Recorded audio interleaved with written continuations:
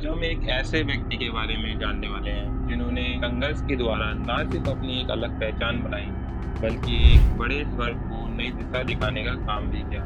जी हाँ, हम बात कर रहे हैं डॉक्टर B.R. अम्बेडकर की। डॉक्टर अम्बेडकर के नाम और उनके काम से तो लगभग सभी परिचित हैं, लेकिन इन्होंने जीवन में जिन स्ट्रगल का सामना किया उसके बारे में अक्सर कम ही बात होती है। इसलिए आज की वीडियो में डॉक्टर अम्बेडकर के जीवन संघर्ष की बात करेंगे। 14 अप्रैल 1891 को भीमाबाई और रामजी मालोजी सकपाल के घर पर एक बेटे का जन्म होता है। रामजी सकपाल एक आर्मी ऑफिसर थे। माँ भीमाबाई अपने बेटे को भीम बुलवाने का फैसला लेती है। रामजी और भीमाबाई की पहले से ही कई संतानें थीं। इसके बावजूद उन्होंने भीमराव को अच्छी शिक्षा दिलाने के लिए हर संभव प्रयास करने की ठान ली थी। भीम को 5 साल की उम्र में स्कूल में दाखिला दिलाया जाता है, लेकिन पूरे परिवार के लिए रामजी को मिल रही छोटी सी आर्मी पेंशन पर गुजारा करना मुश्किल हो रहा था।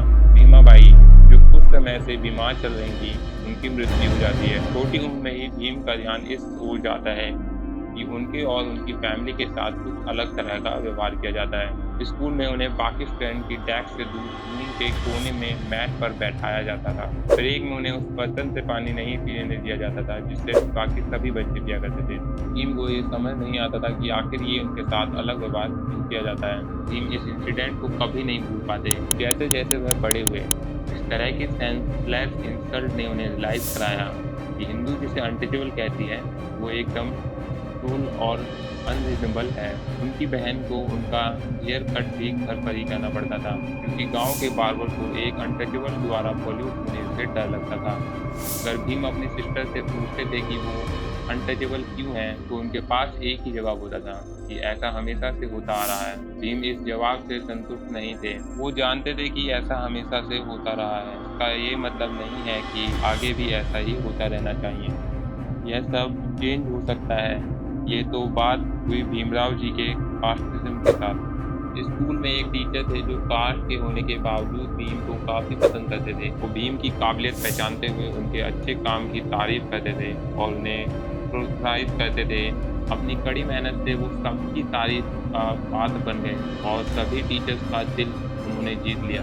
इसके बाद टीचर्स भीम के फादर रामजी से आग्रह करते हैं कि अपने बेटे भीम को वो बेस्ट एजुकेशन दें। इनके कहने पर रामजी अपनी फैमिली के साथ बॉम्बे मूव कर जाते हैं। यहाँ इन्हें एक ऐसी जगह रहना पड़ता है जहाँ गरीब से गरीब लोग रहा करते थे, और वो भी सिर्फ एक छोटे से कमरे में।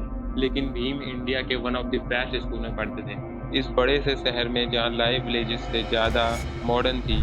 भीम पाते हैं कि उन्हें अभी भी अनटचेबल बोला जाता है और ऐसे ट्रीट किया जाता है जैसे कि वह बहुत अलग और ख़राब हैं। यहाँ तक कि उनके फेमस स्कूल में भी ऐसा होता था। एक दिन टीचर उन्हें मैथ के सम सॉल्व करवाने के लिए बोर्ड पर बुलाते हैं। इस पर क्लास के बाकी सभी लड़के एकदम खड़े हो गए और नाराज़गी दिखाने लगे, क्योंकि ब्लैक बोर्ड के पीछे उनके लंच बॉक्स रखे हुए थे और इनका मानना था कि भीम उनके खाने को पॉल्यूट कर देंगे। और जब भीम संस्कृत की शिक्षा लेना चाहते थे तब उन्हें यह बोलकर मना कर दिया गया कि यह अनटचेबल्स के लिए नहीं है।